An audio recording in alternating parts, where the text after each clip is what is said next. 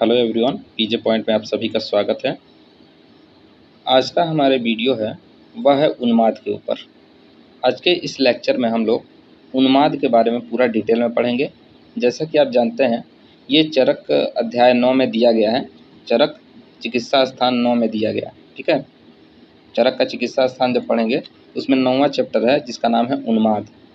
उन्माद होता क्या है, इसको मॉडर्न से को रिलेट करके अगर देखें तो उन्माद का मतलब होता है साइकोसिस, यानी कि जो पागल आदमी होते हैं। पागल बोलना थोड़ा गलत है लेकिन यहाँ पे उसका मतलब वही है, ठीक है। आपको उन्माद को पागलपन से को रिलेट कर सकते हैं, ठीक है। अब इसमें उन्माद की परिभाषा की बात करें उससे पहले हम जानते हैं कि उन्माद कितने प्रकार का होता है, यानी उन्माद के कितने भेद होते हैं। तो उन्माद का जो चरक ने बताया है, उन्माद के 5 भेद होते हैं, जबकि सुश्रुत ने उन्माद के 6 भेद बताए हैं। अभी यहाँ पर संख्या केवल याद रखिए, उन्माद के कितने भेद होते हैं। चरक के अनुसार 5 और सुश्रुत के अनुसार 6 होता है। इसका डिटेल में आगे पढ़ेंगे। अब बात करते हैं उन्माद की परिभाषा। उन्माद कहते किसे हैं, तो यहाँ पे लिखा हुआ है, जिस रोग में मन और बुद्धि विकृत हो जाती हैं तथा व्यक्ति पागलों की जैसे हरकत करने लगता है, उस रोग को उन्माद कहते हैं। यानी क्या होगा, मन और बुद्धि भ्रष्ट हो गया। इस तरह से आप बोल सकते हैं कि जिस व्यक्ति का मन और बुद्धि क्या होगा, भ्रष्ट हो गया हो, काम नहीं कर रहा हो, यानी कि मन और बुद्धि में विकृति आ गई हो और पागलों की तरह हरकत करने वाला हो, उस व्यक्ति को क्या कहेंगे, उन्मादी कहेंगे। और इस प्रक्रिया को क्या कहेंगे, उन्माद कहेंगे। तो उन्माद का मतलब सिंपल सा आप याद रखिए, पागलपन। उन्माद का मतलब क्या होता है, पागलपन। अब यहाँ पे आचार्य चरक ने निदान स्थान में बताया है कि 8 प्रमुख मानस भावों में विभ्रंश आती है। यानी कि उन्माद जिसको होता है तो ये 8 मानस भाव होते हैं जिसमें विभ्रंश होता है, यानी कि विकृत उत्पन्न होती है। कौन कौन से वह 8 हैं उसको जान लीजिए। तो पहला है मन, यानी कि मन जो होगा विकृत हो जाएगा। बुद्धि विकृत हो जाएगी, यानी कि मन नहीं लगेगा किसी काम में, बुद्धि ठीक से काम नहीं करेगा। संज्ञा ज्ञान का नाश हो जाएगा, किसी चीज़ का ज्ञान होगा या न होगा इसका पता ही नहीं चलेगा आपको। स्मृति का नाश हो जाएगा, कोई चीज़ याद नहीं रहेगा। भक्ति, यानी कि भगवान और आस्था ये क्या चीज़ है, इन सब के बारे में आप पता नहीं कर पाएंगे, यानी कि भक्ति का नाश हो जाएगा। सील, हैबिटेट, किस हैबिटेट में रहना है, कैसे रहना है, ठीक है, अपने आप को कैसे मेंटेन करना है, ये सब खत्म हो जाएगा। चेष्टा और आचार, ठीक है, ये कुल मिला के 8 हो गए। क्या क्या, मन, बुद्धि, संज्ञा ज्ञान, स्मृति, भक्ति, सील, चेष्टा और आचार, ठीक है। आचार का मतलब क्या हो गया, यहाँ पे आचार का मतलब हो गया जो बात व्यवहार होता है ना एक दूसरे से, ये यहाँ पे मतलब हो गया। निदान, निदान का मतलब उन्माद किन कारणों से होता है। निदान का मतलब क्या होता है, हेतु या फिर उन्माद। निदान का मतलब कि किन कारणों से उन्माद होता है, इसको जानते हैं। तो इसका जो निदान बताया गया है कि मुख्य रूप से जो कारण है, विरुद्ध आहार, यानी कि ऐसे आहार जिनको एक साथ मिला के नहीं खाना चाहिए, उन आहार का आप एक साथ सेवन कर रहे हैं, तो ये हो गया विरुद्ध आहार। अपवित्र आहार, अपवित्र मतलब जो पवित्र न हो उसको आप खा रहे हैं, जो शास्त्रों में नहीं बताया गया खाने के लिए आप उसको खा रहे हैं। तीसरा है दुष्ट आहार। दुष्ट आहार का मतलब क्या है, उसमें कुछ गंदगी मिली हुई है, उस आहार का सेवन कर रहे हैं। मोस्ट इम्पोर्टेंट ये वाला पॉइंट है, देवता, गुरु, ब्राह्मण का अपमान करना, यानी कि जो व्यक्ति देवताओं का अपमान करता है, गुरु का अपमान करता है, ब्राह्मण का अपमान करता है, उसे उन्माद होता है, ठीक है। ये वाला पॉइंट एकदम याद रखना है।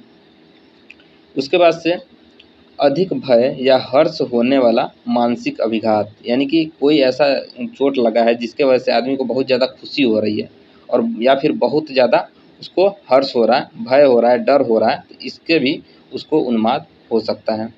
संप्राप्ति की बात करें तो इनमें से जो भी मैंने अभी निदान बताया है, इसमें से किसी का भी अगर अति मात्रा में अगर सेवन कर रहे हैं, निदान सेवन हो रहा है, जैसे विरुद्ध आहार हो गया, अपवित्र आहार हो गया, गुरु, देवता, ब्राह्मण, इसमें से किसी का भी अगर इस तरह से कोई भी निदान मिला, तो वही है, निदान का अगर अति मात्रा में आप सेवन करेंगे तो वहाँ पे क्या होगा, वह शारीरिक व मानसिक दोषों को प्रकोपित करेगा, ठीक है।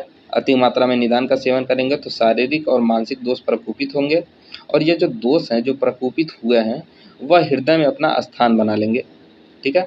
और हृदय में स्थान बनाने के बाद से यह मन व स्रोतस का अवरोध कर देते हैं, ठीक है। हृदय में स्थान बनाकर मन वह जो स्रोतस होता है उसका अवरोध कर देंगे। अब जैसे ये अवरोध करेंगे तो क्या होगा, सृष्टि का विनाश हो जाएगा। सृष्टि का विनाश का मतलब क्या होगा, उसकी जो स्मृति है उसका विनाश होना शुरू हो जाएगा, उसको कुछ याद नहीं रहेगा और उस रोग को क्या कहेंगे, उन्माद कहेंगे। तो सबसे पहले निदान का सेवन किया, निदान सेवन कर से दोष प्रकोपित हुआ। कौन सा दोष? शारीरिक और मानसिक दोष। शारीरिक दोष वात पित्त कफ होता है, मानसिक दोष रज और तम होता है। ठीक है, वो प्रकोपित हुआ और प्रकोपित दोष जो है हृदय में आकर अपना स्थान बना लेंगे और हृदय में स्थान बनाने के बाद से जो मन व स्रोतस होता है उसका अवरोध कर देंगे। उसके बाद से सृष्टि का विनाश हो जाएगा, उससे उन्माद रोग हो जाएगा। समझ में आ गया यहाँ तक? ये हो गया उन्माद की संप्राप्ति। अब उसके बाद से संप्राप्ति घटक की बात करें। संप्राप्ति जैसे जिस हिसाब से पेपर में लिखा जाता है मैं उसी हिसाब से बता रहा हूँ। संप्राप्ति घटक, संप्राप्ति घटक में इसमें कौन सा दोष इन्वॉल्व होता है उन्माद में? तो शारीरिक और मानसिक दोष। तो दोष में क्या लिखेंगे? शारीरिक व मानसिक दोष।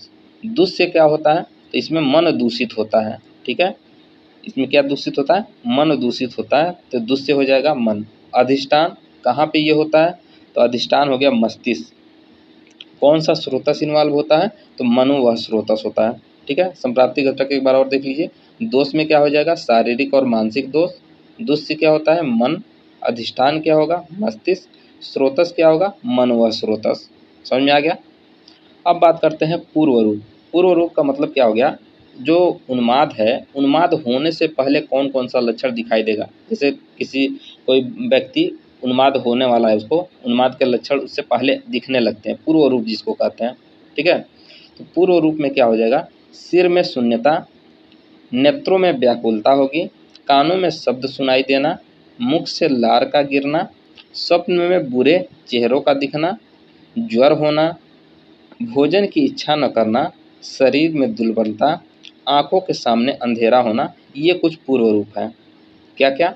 सिर में शून्यता, नेत्रों में व्याकुलता, कानों में शब्द सुनाई देना, मुख से लार का गिरना, स्वप्न में बुरे चेहरों का दिखाई देना, ज्वर, भोजन की इच्छा न करना, शरीर में दुर्बलता और आंखों के सामने अंधेरा होना, ये क्या है? उन्माद का पूर्व रूप है। अगर इसमें से कोई लक्षण दिख रहा है, हो सकता है एक लक्षण हो सकता है एक से ज़्यादा लक्षण दिखाई देंगे, ये सब क्या है? उन्माद के पूर्व रूप हैं। इसमें से जितना आपको याद हो जाएगा वो ज़्यादा बेटर रहेगा, ताकि पेपर में लिखने में दिक्कत ना हो। उसके बाद से रूप की बात करते हैं। सबसे पहले पूर्व रूप देख लिया, अब रूप। रूप का मतलब हो गया लक्षण। जैसे उन्माद हो गया है, अभी जो हमने पूर्व रूप दिया तो उन्माद होने से पहले का लक्षण है। अब जो रूप देख रहे हैं यानी कि उन्माद होने के बाद के जो लक्षण होते हैं उसको रूप कहते हैं। ठीक है, सिम्टम जो दिखाई देते हैं। इसमें क्या होगा? बुद्धि व मन का भ्रमित होना। बुद्धि और मन क्या होगा? भ्रमित हो जाएगा, काम नहीं करेगा। ठीक है, उसके बाद से हृदय का शून्य होना, नेत्रों में व्याकुलता, कानों में शब्द सुनाई देना, धैर्य शक्ति का नष्ट होना, बिना वजह बोलना, अजीब गरीबे हरकतें करना, उल्टी सीधी बोलना। ठीक है, जो जिसका कोई मतलब नहीं है, वैसे जैसे उन्मादी लोग, पागल लोग होते हैं, ऐसे देखते हो बिना मतलब की बात करते रहते हैं, उस हिसाब से आदमी ये हो जाएगा। अब भेद की बात करें तो उन्माद के कितने भेद हैं? तो अभी मैंने बताया था, आचार्य चरक के अनुसार कितने हैं? 5। कौन कौन से हैं? वातज उन्माद, पित्तज उन्माद, कफज उन्माद, सन्निपातज और आगंतुक उन्माद। ठीक है, ये हो गए 5 प्रकार के उन्माद। उसके बाद से अब एक एक उन्माद के देखते हैं कि एक एक, जैसे वातन उन्माद होता है उसका लक्षण क्या होता है। तो अब देखिए, मैंने कॉमन सबका लक्षण बता दिया था उधर एक साथ में, लेकिन अब कुछ फिक्स लक्षण हैं जो केवल वातज में, पित्तज में, कफज, सन्निपातज और आगुंतज में देखने को मिलते हैं, उनकी बात कर लेते हैं। तो जो वातज उन्माद होता है उसमें जो व्यक्ति होता है बिना वजह के हंसना, बोलना, गाना, नाचना, रोना आदि प्रकार के चेष्टाओं को संपन्न करता है। मुख से फेन आने लगता है, शरीर का कृश होना यानी कि शरीर पतला होने लगता है, भोजन जीर्ण उपरांत उन्माद के वेग का बढ़ना यानी कि जैसे ही खाना खाएं, खाना का मतलब क्या होगा? और जीर्ण का मतलब भोजन न पचना, जीर्ण का मतलब भोजन पच जाना, यानी खाना खाए और खाना पच गया तो उसके बाद से जो उन्माद का वेग होगा वो क्या करेगा? बढ़ने लगेगा। तो ये आप समझ जाएंगे किसका लक्षण है? ये वातज उन्माद का लक्षण है। पित्तज उन्माद में क्या होगा? पित्त का मतलब पित्त प्रकृति वाले यानी कि सारी चीज़ें होंगी, जैसे कोई चीज़ असहनशीलता होगा, किसी चीज़ को आदमी बर्दाश्त नहीं करेगा।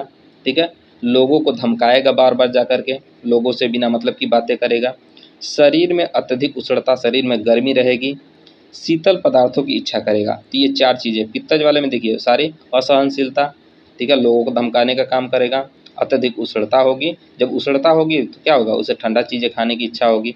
जब आदमी उष्ण होता है तब क्या होता है, जैसे कहीं मार धाड़ हो तो एकदम आदमी चारों तरफ से लगता है कि सारा इसके पास पावर आ गया है, किसी को भी धमका देता है, किसी से डर नहीं लगता है। ठीक है, तो वो सारी कंडीशन इसमें देखने को मिलेगी। शीतल पदार्थों की इच्छा करेगा। अब बात करते हैं कफज उन्माद का लक्षण। कफज में क्या होगा, कफज वाला वैसे भी स्लो वाला चीज़ें है। कफज में आदमी क्या होगा, कम बोलेगा। ठीक है, मंद चेष्टाएं होगी, दिमाग उतना काम नहीं करेगा। अरुचि, कुछ भी काम करने में मन नहीं लगेगा, अरुचि हो जाएगी। उसके बाद से वमन हो सकता है, वमन। भोजन उपरांत उन्माद के वेग की वृद्धि, और इसमें भी क्या होगा, भोजन के उपरांत जैसे खाना खा लेगा तो कफज में भी उन्माद के वेग की वृद्धि हो जाएगी। अब उसके बाद सन्निपातज में क्या होगा, सन्निपातज में अभी जितना मैं वात पित्तज कफज का जो लक्षण बताया हूँ उन्हीं का सबका मिला जुला लक्षण, मिश्रित लक्षण मिलेगा। तो वात पित्त कफ का मिश्रित लक्षण आपको सन्निपातज उन्माद में मिलेगा। अब जो आगंतुक उन्माद क्या होता है, आगंतुक अभी जो हम दोष के अनुसार पढ़ रहे थे, तो दोष के अनुसार ये शरीर के अंदर से जो उत्पन्न होता है। अब आगंतुक का मतलब जो बाहरी कारणों से हो सकता है। तो बाहरी कारणों से जो होता है उन्माद, उसके क्या क्या लक्षण दिखाई देते हैं उसकी एक बार बात करते हैं। तो इसमें क्या होगा, रोगी की वाणी, पराक्रम, शक्ति व चेष्टाएं सब बढ़ चढ़ कर हो। यानी कि जो व्यक्ति होगा क्या होगा, बोलेगा तो वो भी बिना मतलब की चीज़ों को बोलेगा। उसके बाद से शक्ति और चेष्टाएं सब बढ़ा चढ़ा करके, यानी अपनी तारीफ भी कर रहा है जैसे ना, बढ़ा चढ़ा के करेगा। ज्ञान विज्ञान बल सामान्य मनुष्यों से बढ़कर हो, यानी कि जो नॉर्मल मनुष्य है उससे ज़्यादा उसके अंदर इन सब ज्ञान विज्ञान में मतलब नॉलेज देने लगे जिसका कोई मतलब ना हो। उन्माद का वेग आने का समय अनिश्चित हो, यानी कि जो आगंतुक उन्माद होता है उसमें जो उन्माद का वेग होता है उसका समय निश्चित नहीं होता है कि कब आएगा कब नहीं आएगा, ये कोई समय निश्चित नहीं होता है। अब बात करते हैं साध्य असाध्यता के अनुसार। तो इसमें जितने भी एक दोषज होते हैं, जैसे वातज हो गया, पित्तज हो गया, कफज हो गया, ये सारे दोष जो होते हैं, एक दोष की वजह से जो भी उन्माद होता है वह साध्य होता है। सन्निपातज की वजह से जो होता है वह असाध्य होता है, और जो आगंतुज उन्माद होता है वह कैसा होता है, कृच्छ्रसात हो गया। साध्य का मतलब जो आसानी से सही हो जाए, असाध्य का मतलब जो सही ही ना हो, कृच्छ्रसात का मतलब थोड़ा मुश्किल से सही हो जाए। ठीक है, ये हो गया साध्य असाध्यता। अब चिकित्सा की बात करी जाए, इसका ट्रीटमेंट कैसे करते हैं। तो चिकित्सा सूत्र, नॉर्मली जो चिकित्सा सूत्र है, वातज उन्माद में स्नेहपान कराएंगे, पित्तज उन्माद और कफज उन्माद में स्नेहन स्वेदन कराने के बाद से वमन विरेचन कराना चाहिए। ठीक है, उसके बाद से सामान्य चिकित्सा की बात करें। सामान्य चिकित्सा, अभी चिकित्सा सूत्र मैंने बता दिया। अब सामान्य चिकित्सा क्या है, जिन कारणों से उन्माद हो रहा है, ठीक है, जिन कारणों से हो रहा है उन कारणों से अपने आप को बचाइए। जैसे इसको निदान परिवर्जन कहते हैं। ठीक है, निदान परिवर्जन, निदान का मतलब कारण और परिवर्जन का मतलब उससे बचना, यानी कि जिन कारणों से हो रहा है उन्माद उनसे बचना। उसके बाद से सात्विक आहार विहार, यानी कि जो सात्विक आहार विहार है, जो शरीर के लिए सात्व चीज़ है, उसी का सेवन करना। ठीक है, रोगी को डराना धमकाना चाहिए, और रोगी जो है उसको क्या करना चाहिए, डराना धमकाना चाहिए और आश्वासन देना चाहिए।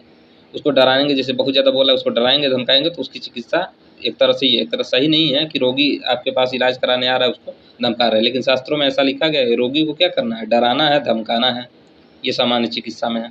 और उसके साथ ही साथ उसको आश्वासन देना है। आश्वासन देना है कि आपके पास जो भी तकलीफ़ें हैं वो क्या होगी, धीरे धीरे ठीक हो जाएगी। तो सबसे पहले निदान परिवर्जन कराएंगे, सात्विक आहार विहार का सेवन कराएंगे, उसको थोड़ा बहुत डराएंगे धमकाएंगे, आश्वासन देंगे। उसके बाद से आश्चर्य में डाल देने वाली बातों को सुनाएं जिससे उसके मस्तिष्क पर प्रभाव पड़े, और कुछ ऐसी बातें बोले जिससे वो क्या हो, आश्चर्यचकित हो जाए। ठीक है, ताकि उसके मस्तिष्क पर उसका असर पड़े। ये है आपका सामान्य चिकित्सा। अब कुछ ऐसे योग के बारे में बताते हैं जो मेनली उन्माद नाशक योग के नाम से जाना जाता है। उन्माद नाशक यानी कि जो उन्माद में प्रयोग किया जाता है। इसमें क्या क्या है, तो इसमें आप देखिए, महाकल्याणक घृत आता है और कल्याणक घृत, इसको एक साथ, कल्याणक घृत जो होगा ये उन्माद में आता है, उन्माद के चिकित्सा में आता है, कल्याणक घृत और महाकल्याणक घृत। उसी तरीके से महापैशाचिक घृत जो होता है ये भी उन्माद के अंतर्गत आता है। द्वितीय लहसुन घृत, उसके बाद से अपामार्ग घृत, यानी कि जितने घृत वाले यहाँ पे चीज़ें हैं वो आती है। तो महाकल्याणक घृत, कल्याणक घृत,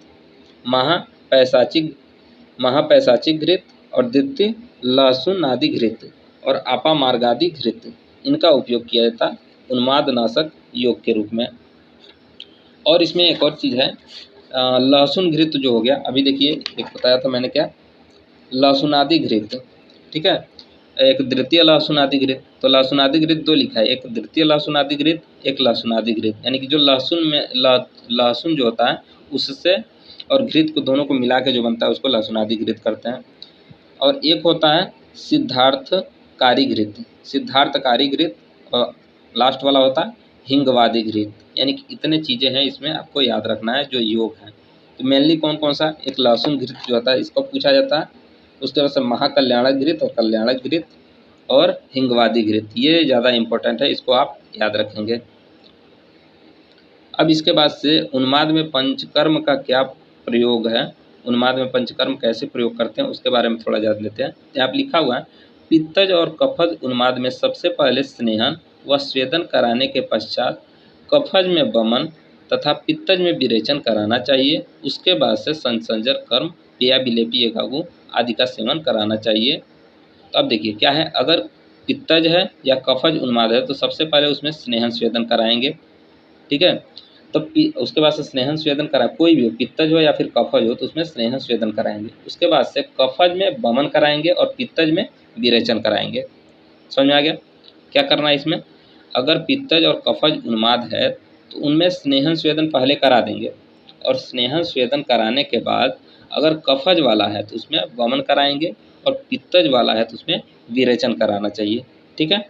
उसके बाद से संसर्गन क्रम, यानी कि जो शरीर की वृद्धि यानी बल को बढ़ाने वाली जो होती है पेया विलेपी, जिसको संसर्गन कर्म कहते हैं, इसको देना चाहिए।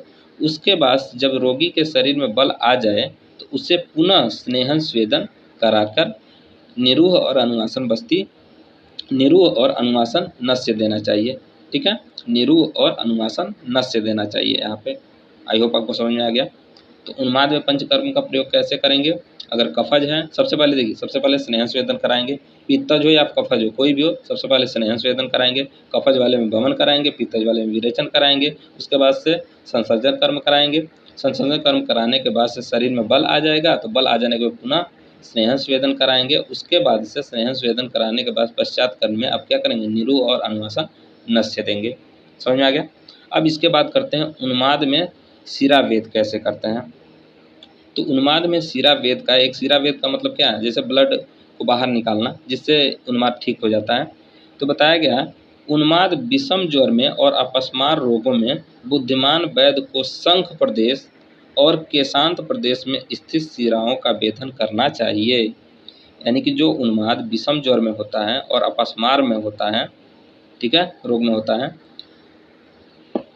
वहाँ पे अगर बुद्धिमान वैद्य है तो शंख प्रदेश और केशांत प्रदेश में शिराओं का वेधन करना चाहिए। तो यहाँ पे आपसे कुछ पूछा जाएगा, शिरा वेद कहाँ पे करेंगे, तो शंख प्रदेश में और केशांत प्रदेश में शिरा का वेधन किया जाता है।